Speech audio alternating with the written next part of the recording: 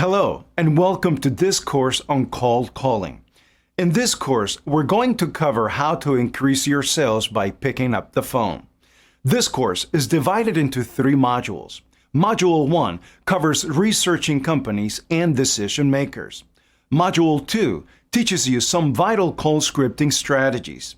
And Module 3 covers hiring or outsourcing for your cold calling operations. By the time this course is over, you'll know how to effectively use cold calling for your business. So without further ado, let's dive into the first module. Okay guys, welcome to Module 1. In this module, our expert will cover how to do preliminary research to find decision makers in your target company. So get ready to take some notes and let's jump right in. All right, so the main thing we're looking for with cold calling is to have a decision maker on the phone, but specifically to know their name. The name is huge. The name in the first place is going to help you get past the gatekeeper, okay? It has a huge effect psychologically when you can actually say the person's name instead of just asking, hey, can I have whoever's in charge of, sales decisions or marketing decisions, right? And it also helps you build a little bit of rapport during the initial interaction once you finally get the person on the phone, if you already know their name. Now, for a lot of the smaller businesses, little mom and pop locations, you're going to be able to find their names relatively easily because they're right on their website, right? You can go to the About page on their website and it'll be a picture or a name, and it's much easier with smaller companies in many cases. Once you get a little bit bigger, or once you're dealing with, say, the more elusive companies, you're going to have to get into some databases or into some social networks. So your first go-to thing is probably LinkedIn. Everybody knows how to search LinkedIn. You could literally look for company names and look who's associated with them, do some advanced searches. However, if you want to go a step further, you can actually rely on software and services whose whole job is just to find you the names and sometimes even the specific unique contact information for the individuals in a company. Some of these things go really deep. They have the structure, the different levels of hierarchy within the company. They've got names, they've got pictures, they've got cell phone numbers and emails and all that good stuff.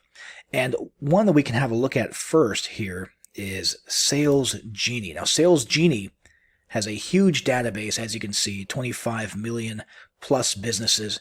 And the thing about salesgenie and software like that is going to be that they constantly verify and update their information, okay? Because a lot of databases back in the old days, positions change, right? And so you'd make a call and say, hey, is Bob there? And somebody would say, well, he hasn't worked here in 2 years, right? And so you want to use a good service that actually stays up to date. And they're constantly making calls even to make sure that they know who's in what positions and that their names and their data are updated. And just to give you a little inside peek, you can have a look inside of salesgenie here. This is a local business in Topeka, and we can literally get the executive's name and their title, right? A phone number to reach them at, and then you've got a whole bunch of other contacts inside. So you've got a whole bunch of first names that you can throw out during the cold calling process, whether you're just doing your reconnaissance or whether you're trying to get through the gatekeeper. Josh, Ben, Ryan, Ashley over in sales, right? Ben's the site manager and the head of marketing. It's pretty useful stuff to have on hand. And again, you want to work with a software that gives you the most up-to-date information. And a lot of these, beyond just contact info, will give you a lot of other good stuff to know as well. As you can see here, you've even got the total number of employees and the local annual sales or location annual sales for this business. And that's pretty useful as well when you're combing through and seeing, how likely is a place to purchase what you have. If sales aren't big enough, or, maybe the employee or organization size is not what you're looking for, then just to avoid them altogether. But this is really the golden information here. Okay, names, titles, contact information, as well as first names of other high-ranking people in the company. That's going to help you a whole lot during the cold calling process. Some other ones that we can look at include Seamless.AI. Same basic idea, maybe a bigger database, and you can also import these directly into your CRM at the click of a button. Right here you've got emails, specifically, in some cases, it looks like personal emails that they might have, depending on what companies you're looking for, phone numbers and all that good stuff for the different executives and decision makers in companies. And it's pretty useful if you're using a CRM like Salesforce or whatever it is that you're using. If it integrates with this, you can import them directly into your CRM without having to just browse through their website here. And you or your cold callers can get to work on that information that you're compiling and importing. Another somewhat newer concept now is inbound lead generation based on people who come to your website. Even if they don't fill out a form or contact you or anything like that, they can figure out that with a tool like leadfeeder here, they can figure out who visited your site, what company they work for, what they did on your site. So that's some pretty advanced analytical and tracking stuff. And it's pretty neat because you can figure out who's proactively interested in what you have to offer. And you can call them up and say, hey, I know you guys visited, or someone from your organization visited our website recently. We were just wondering if you were interested in what we have to offer, et cetera, et cetera. And it, automatically, you've already got a warm point, a point of reference, something that you can refer to that has happened that led you to call them. At any instance, any point of reference that you can utilize to make a call a little bit warmer when you make it is beneficial. And this is an absolutely spectacular one if you've got companies visiting your site. Now, one other thing that a lot of people don't really think of is sort of rolling up your sleeves and doing some of the, intelligence gathering yourself. And you can actually just call reception. You can just call the company and you'll get the gatekeeper. But in this case, you don't have to worry about them doing any gatekeeping jobs because you're literally just asking some questions. Hey, so-and-so here. I'm curious, who's in charge of sales over there? Oh, who's in charge of accounting? Oh, who do I talk to about, human resources stuff? And you can get names. And if you're not having luck at reception, then you can ask to be, just call the company and ask, hey, can you patch me over to sales? I need to talk to sales real quick. Or I need to talk to accounting. Receptionists and even well-trained gatekeepers are usually trying to keep you away from the head honchos. They're not necessarily trying to keep you away from other departments. On a horizontal basis inside of their organization. That's not what they're trained to do. And so if you say, hey, I need to talk to somebody in sales or in accounting, they'll patch you over. It's just a game of hot potato. And suddenly you're talking to Dwight in sales, right? And you can do your intelligence gathering there. Hey, Dwight, I've got to talk about XYZ. Can you tell me who's in charge of making marketing decisions or buying decisions? Hey, who's the main decision maker? Okay, what's his name? What's his title? Right? And you can do the same thing in other departments like accounting. Nobody's going to defend accounting. Nobody's going to say, no, I can't pass you off to accounting or I can't give you accounting's number because it's not something that people are hardwired to think is a salesy thing. They're not worried about you calling accounting to make sales. So you can get through to accounting. And when you're in accounting, guess what? The people in accounting are not trained to be gatekeepers. They're not trained to be tight-lipped. So if you're talking to accounting, you can ask them, and they, perhaps more than anyone in the company, will know who decision makers are when it comes to financial decisions.